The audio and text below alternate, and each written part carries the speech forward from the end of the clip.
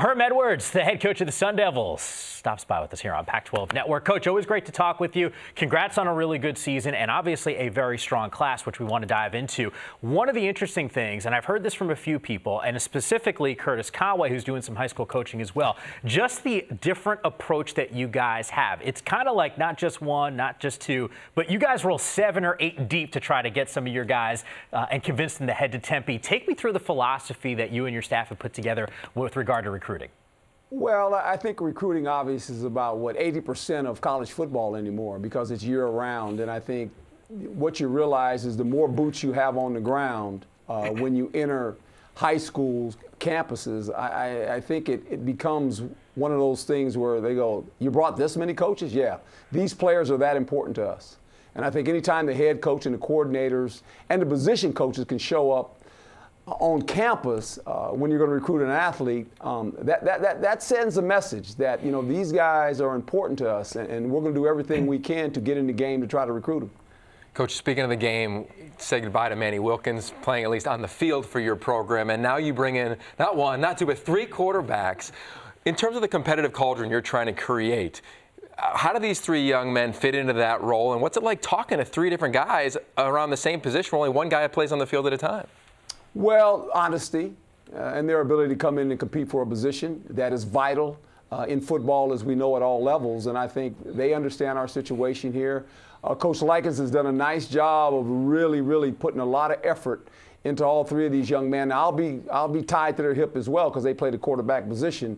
But I just think they understand they're going to have the ability to come in here and compete to be a starting quarterback. And that's very important. And I think our history says that, the little history we have. We started 5 freshmen last year on defense.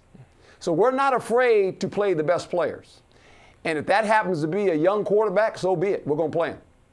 Speaking of young quarterbacks, Jaden Daniels, I mean, went sent shockwaves throughout college football recruiting when you guys got him. What does a player like him bring to your offense with the dual threat element that he's got in his game? Well, you mentioned it, a dual threat type quarterback, has a lot of poise, also very knowledgeable. When you sit down and talk to him, as well as Joey and Ethan, they all love the game of football.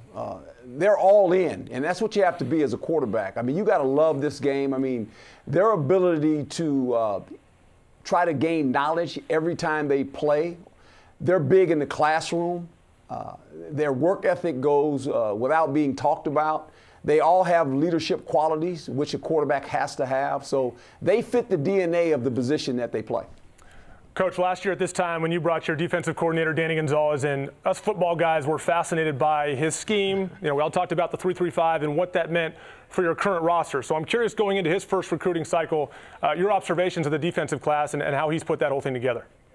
Well, it starts with the back end. You have to have players that can cover. And I think now we've kind of stocked our cupboard with some guys that we feel they have some length, they have great ball skills. If you think about Rashari Crosswell, who played for us last year, a freshman, he led our team in interceptions. The guys that we're bringing in here, they all have that ability to play the ball.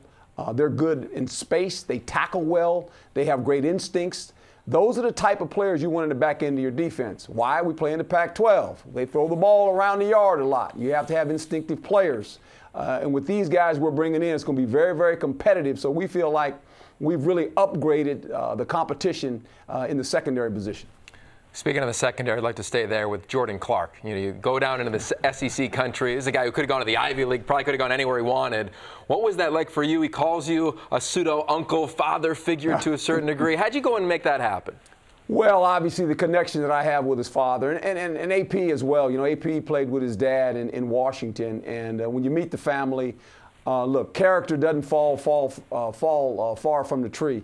And Ryan Clark is a character individual, played a long time in the National Football League. And you're right, his son is very well coached already. Ryan's done a great job with him. And I just think the family atmosphere here really helped us in how we deal with players and how we're going to treat players. I think that was really something they were looking for. We're fortunate enough to get his son, and I'm excited about having him.